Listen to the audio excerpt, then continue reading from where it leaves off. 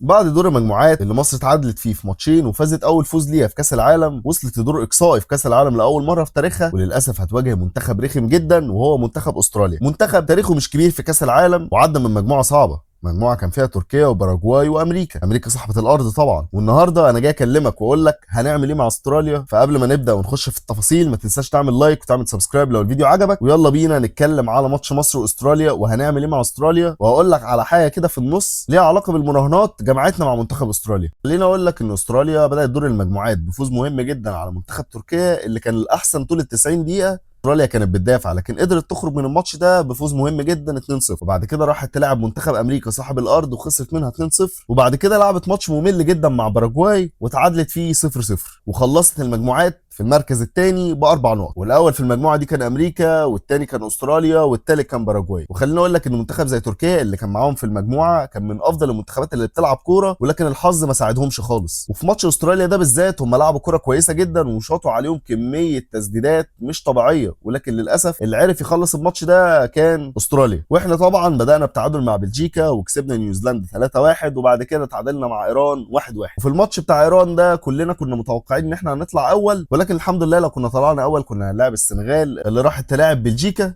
منتخب استراليا منتخب صلب دفاعيا، وحتى ارقامه في البطوله بتبين ده. هو لعب 3 ماتشات سجل هدفين واستقبل هدفين، فهو معدله التهديفي ما كانش كبير، ولكن دخل فيه جونين وكانوا من منتخب امريكا في الماتش اللي خسروا فيه 2-0. اهم اللعيبه اللي في منتخب استراليا هو اللعيب ايران كوندا اللي بيلعب في واتفورد، ومعاه محمد توريه اللي بيلعب في نورويتش. الاثنين دول بيلعبوا في الدوري الانجليزي في التشامبيونشيب، ومعاهم كريستن فيلباتو اللي بيلعب في ساسولو الايطالي، وهاري ساوتر اللي بيلعب في ليستر سيتي برضه في التشامبيونشيب. هم عندهم كام لعيب يقدروا يعتمدوا عليهم وبيلعبوا في انديه تقيله. وباتريك بيتش الحارس بتاعهم وعمل اللي عليه في دور المجموعات، واللعيب الاكثر تقييما بين اللعيبه اللي لعبت كلها وهو الحارس بتاعهم. وخليني اقول لك برضو على السريع كده مصر عملت ايه في دور المجموعات كارقام. بس مصر لعبت 3 ماتشات، اتعادلت في 2 وكسبت ماتش، وسجلت 5 اهداف واستقبلت هدفين. واللاعب الاعلى تقييما في دور المجموعات بالنسبه لمنتخب مصر هو مصطفى شوبير يليه محمد صلاح. وخليني اقول لك برضو المواجهات اللي جمعتنا مع منتخب استراليا قبل كده هي مواجهه واحده وكانت سنه 2010،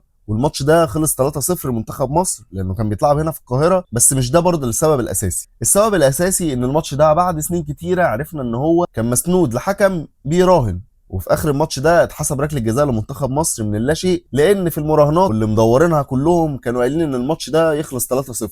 واللي سجل الجون بتاع منتخب مصر الثالث بتاع ضربه الجزاء هو محمد زيدان. مفهومه يعني. بالنسبه لي دلوقتي الموضوع ده مش مهم خالص، بس اكيد ممكن يتعمل عنه حلقه كامله عن المراهنات ويتحط من ضمن الحاجات الماتش ده. بس خلينا نتكلم على الحاجه الاهم دلوقتي وهي ماتش مصر واستراليا. هنعمل ايه مع استراليا وازاي نقدر نعديهم ونوصل لدور ال 16 ونلاعب الكسبان ما بين كاب فيردي والارجنتين، واحنا عارفين طبعا مين حبيبي يا ليو. لان الماتش ده مش سهل زي ما الناس متخيله. الناس كانت بتقول لك لا ما لعبش السنغال ولا استراليا. هو على الورق الكلام ده انما على ارض الواقع الموضوع مختلف تماما. ده منتخب رخم جدا، وهقول لك ليه. فريق زي استراليا ده بيقف كله تحت الكوره وبيلعب كور طويله في ظهر الدفاع وبيلعب على تحولات كتير جدا، حاجه اشبه بالاسلوب اللعب بتاعنا قبل ما نتخلى عنه وبقينا نمسك الكوره يعني قدام منتخبات كبيره عادي جدا. منور يا عميد. وفي ماتش تركيا اللي هم كسبوه 2-0، الماتش اللي كسبوه الوحيد لحد دلوقتي، الكره الاولى اللي جات لهم كانت في الدقيقه 26 بعد سيطره تامه من منتخب تركيا. ايران كوندا عدى من المدافع بشكل عالمي بعد ما الكره اتلعبت له طويله ورقص المدافع وعدى وحطها، وهي دي كانت اول كره تجيلهم في اول نص ساعه. في الدقيقه 26 قدروا يسجلوا جون، وبعد كده الماتش فتح شويه اكتر وبقى اسهل ليهم. وسيبك من الناس اللي بتقول لك ان هم عندهم اطوال قوي والكلام ده، هم عندهم اطوال والكلام ده، لكن عندهم من اول نص الملعب للخط اللي قدام عندهم لعيبه سريعه جدا، لعيبه دريبلر كويسين قوي بالكوره، والكواليتي بتاعتهم حلوه جدا، اللي زي ما بقول لك بيلعبوا في الشامبيونشيب وده دوري قوي على فكره. ولعيبه فعلا عندهم سرعات وهيضايقوك جدا جدا جدا في الكرات المعكوسه اللي هي بتبقى مرتدات، وانت اتضايقت من ده جدا في ماتش ايران. ماتش ايران لما تلعب عليك كور مرتده كتير ظهر ان انت عندك مشكله في السرعات والالتحامات. فالماتش ده المفروض ان احنا نلعب معاهم بميديم بلوك، ما نخليهمش ان هم يلعبوا كتير قوي كور طويله في ظهر الدفاع، وساعات ننزل لللو بلوك عشان ما يلعبوش الكور الطويله اللي بتخليهم يجروا في مساحات كتيره ورا. فما تاخدش اي حاجه من اللي بتتقال على السوشيال ميديا. عندهم عندهم اطوال، عندهم وكل حاجه، لكن ده في خط الدفاع وممكن الديفندر ولا حاجه. انما الوينجات لعيبه قصيره ولاعيبه سريعه ولاعيبه عادي اطوالها عادي جدا ولاعيبه تقدر تلعب معاهم كطول يعني. انما في الدفاع عندهم لعيبه هتضايق جدا في الركنيات وفي الكور الثابته. وخلينا نركز قوي في حته ان هم مميزين في الكرات الثابته في الركنيات اللي بتتلعب، لان هم عندهم اطوال جوه المنطقه ممكن في بعض الاوقات مش هتعرف تتعامل معاها الا بتنظيم كويس جدا جوه المنطقه. انما على الناحيه الثانيه لما بييجوا يدافعوا في الحاله الدفاعيه بيلعبوا لو بلوك عالي جدا وبينزلوا اوقات عند الستة يارده، المدافعين بتوعهم بيبقوا في الستة يارده، وده بيخلق مساحه كبيره جدا عند قوس ال 18. لو لعيب من عندنا خد الخط كله وخد معاه خط الدفاع، خط الدفاع ما بيوقفش بالطريقه اللي انت عارفها، لا خط الدفاع كله بيرحل معاه لحد الستة يارده وبيبقوا لازقين في الجون بتاعهم، فبالتالي بيتخلق عندهم مساحه كبيره جدا من اول قوس ال 18 وتقدر تسدد منها كور كتيره جدا. وده اللي حصل في ماتش تركيا واللي حصل في ماتش امريكا اللي خسروه 2-0، واكتر من كره خطيره حصلت في المنطقه دي في ماتش باراجواي اللي لسه مطلعه المانيا. فزي ما قلت لك ده هيبقى عندهم عيب كبير فيه، زي ما قلت لك ده عيب كبير قوي عندهم دفاعيا، وهوريك الصور زي ما هي قدامك دلوقتي، مساحات كبيره جدا بتتخلق في المنطقه دي.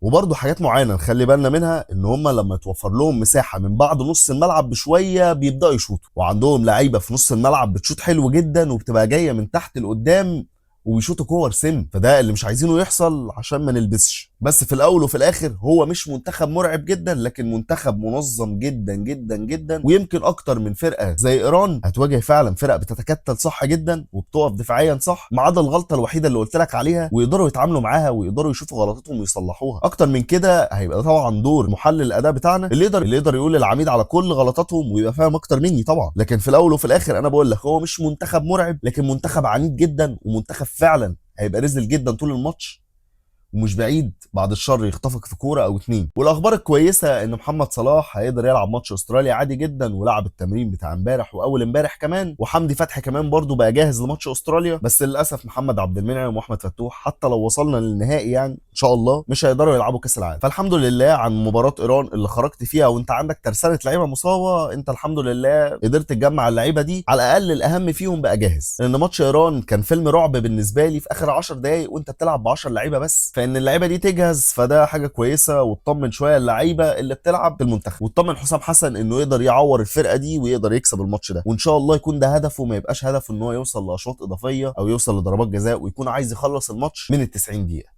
وان شاء الله ماتش استراليا ما يبقاش فيه اي سيناريو من اللي حصل للكره الافريقيه سواء مع الكونغو او مع السنغال. الكونغو اللي كانت كسبانه انجلترا طول الماتش ورجعت انجلترا بهدفين هاري كين في الاخر، ولا نتعرض للسيناريو اللي اتعرضت ليه السنغال اللي كانت كسبانه 2-0 على بلجيكا، وبلجيكا رجعت في اخر الوقت 2-2 وفي الاخر خلصت الماتش بضربه جزاء في الدقيقه 120 والماتش خلص 3-2. مش عايزين نتعرض لاي سيناريو من دول، على الاقل لو هنخرج نبقى عارفين ان الماتش ده خلصان من اوله، ولو هنخرج يا جماعه يعني نكسب الماتش ده ونخرج من ماتش كده حلو قدام ميسي بقى، قدام ميسي واصحابه بقى اللي هم عايزين ياخدوا كاس العالم دول، اللي هم اصلا بطل النسخه اللي فاتت. فان شاء الله يعني الماتش ده يكون حنين كده، ما يبقاش فيه سيناريوهات مرعبه ولا حاجات تجيب الضغط والسكر. بجد انا بقيت بستغرب، بحس ان الفرقه الافريقيه لما تكون كسبانه في منتخب اوروبي بحس ان الكره نفسها بتتضايق، الكره بتزعل، اللي هو عيب اللي بيحصل ده، عيب يحصل كور غريبه ويعني سيناريوهات غريبه للمنتخبات الافريقيه اللي فعلا بتلعب احسن من منتخبات اوروبا. يا جماعه والله العظيم منتخبات اوروبا في البطوله دي يعني اكذوبه كبيره قوي، اكذوبه، والكره مش ماشيه معانا اطلاقا. انا اتضايقت جدا في ماتش السنغال ده يا جماعه، انا يعني السنغال حط عليا وفشخاني طول الكام سنه اللي فاتوا، بس حرام اللي حصل معاهم. والله منتخبات اوروبا السنه دي ما فيهاش غير فرنسا، اي حد تاني والله العظيم كان الماتش بيمشي ند للند عادي جدا، مش شبه الفروقات اللي كنا بنشوفها زمان سواء مع فرق اسيا او مع فرق افريقيا، الماتش كان بيبقى ند للند الا فرنسا. فرنسا الفرقه الوحيده في اوروبا هي دي اللي ده منتخب قوي بجد، منتخب يتخاف منه ومنتخب بيعمل كل حاجه في الكوره، الباقي عادي جدا. خلينا نرجع للاهم ونرجع لماتش مصر واستراليا، وعايز اقول لك على التشكيله بتاعتي والتشكيله اللي هيلعب بيها حسام. فنبدا بالتشكيله بتاعتي اللي مش هتكون مهمه اصلا، هيبدا بشوبير وربيعه وياسر ابراهيم ومحمد هاني وكريم حافظ، وفي نص الملعب طبعا مهند لاشي مش هيبقى موجود، هيلعب بصابر زي ما بدا بيه ماتش ايران، ويلعب جنبه مروان عطيه، ويلعب بواحد قدام وهيكون هو امام عاشور او محمد صلاح ويبدل معاه في مركز 10، ويلعب على الجناح الشمال تريزيجيه، ويلعب في الهجوم بعمر مرموش عادي جدا. دي التشكيله بتاعتي انا. وطبعا انا نفسي يلعب بهيثم حسن ويدخل محمد صلاح في النص ويرجع امام عاشور 8 جنب مروان عطيه، مش هيبقى 6 لا هيبقى 8. فدي الخطه اللي انا حاببها، ومش عايز اشوف زيزو ده اطلاق، مش عايز اشوف زيزو ده اطلاقا بجد. التشكيله اللي هيلعب بيها حسام حسن دي اللي انا هقول لك عليها، نفس خط الدفاع، وهيبقى محمود صابر وجنبه مروان عطيه، ويبقى على الشمال تريزيجيه وعلى اليمين محمد صلاح وقدامه عمر مرموش. وزي ما قلت لك برده هو ممكن يلعب بهيثم حسن على اليمين ويجيب محمد صلاح في النص وينزل امام عاشور 8. فهي دي الخطه، هي قريبه من اللي انا بقول لك عليه، بس انا زي ما قلت لك دي الخطه اللي انا حابب يلعب بيها، ويلعب عادي جدا بنفس طريقه الماتش بتاع ايران، ويبدا بالشراسه اللي بدا بيها ماتش ايران. لكن التشكيل بتاع حسام حسن زي ما قلت لك هو هيبقى فيه نفس الحاجه دي، وهينزل زيزو من على الدكه عادي جدا، ده مش بعيد نشوفه اساسي كمان. انا حاسس كده وانا بعمل التشكيل نسيت حد مهم جدا. زيكو يا جماعه، زيكو احتمال كبير يبقى هو المهاجم بدل عمر مرموش، او يودي تريزيجيه على الدكه عادي ويخلي مرموش هو على الوينج، ويخلي زيكو راس حربه، او يعكس مكانهم. لان انا نسيت زيكو يا جماعه والله. زيكو ده المفروض حسام حسن بيحط التشكيله عليه وبعد كده يرص ال10 لعيبه الباقيين. فبس ان شاء الله نقدر نكسب استراليا ونعدي الماتش الارجنتين ده. لو ما كانش بقى دور ال16 اللي جاي ده يبقى ما بين كاب فيردي واستراليا ده يبقى حاجه مضحكه جدا يعني. فان شاء الله نقدر نكسب منتخب استراليا ونعدي لدور ال16 وبس. احنا مش محتاجين حاجه اكبر من كده. لو خرجنا في ماتش الارجنتين يعني لا يكلف الله نفسا الا وسعها يعني، فالحمد لله. وما تنساش تعمل لايك وتعمل سبسكرايب وتتابع لينكات في ال18 هتلاقيها في الديسكربشن كلها على تيك توك وعلى الانستجرام وعلى الفيسبوك. كان معاك عبد الله القاضي ودي قناه في ال18، وده كان كل حاجه عن ماتش مصر واستراليا. فان شاء الله لينا فيديو بعد الماتش على طول. وبس كده، سلام.